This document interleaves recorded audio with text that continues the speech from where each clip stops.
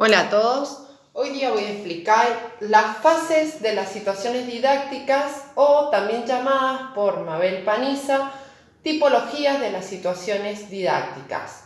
Rousseau también en algunos libros las llama tipologías.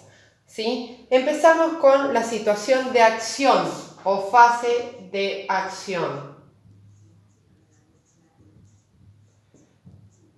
Como lo dice la palabra, es de acción, actuar, ¿sí? El sujeto actúa sobre el medio.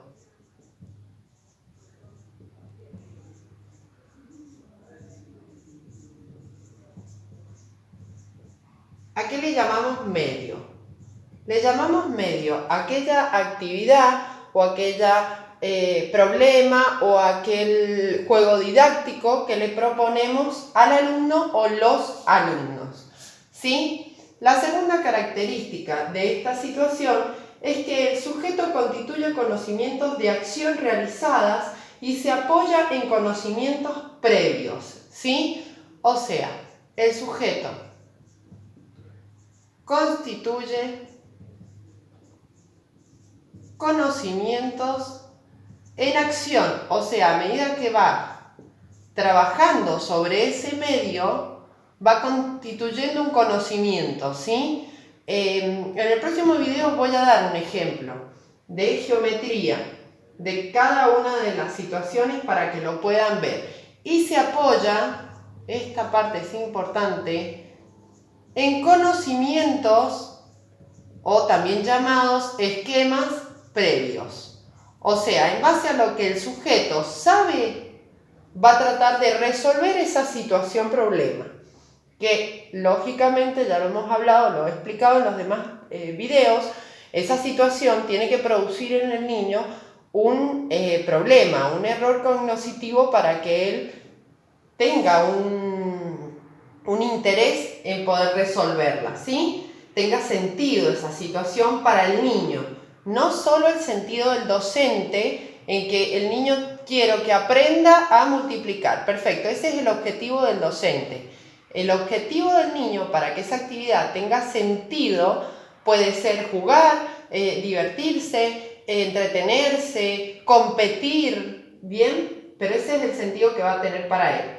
Bien, otra de las características de esa situación de acción será la sucesión de acciones para aprender un método de resolución, ¿sí? Sucesión de acciones para aprender un método de resolución. O sea, el alumno realizará varias acciones para ver cuál se adecúa a esa situación y la pueda resolver. Y la última característica es la creación de reglas.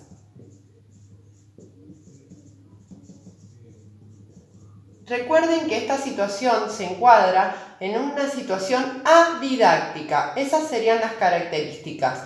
No se nombra el docente, el sujeto interactúa con el medio, o sea que lo graficamos de esta manera. Este es el medio, el cual proporciona información al sujeto, ¿sí? El sujeto acción sobre el medio y a su vez, en esa medida que va constituyendo conocimiento y accionando sobre el medio, se produce la retroalimentación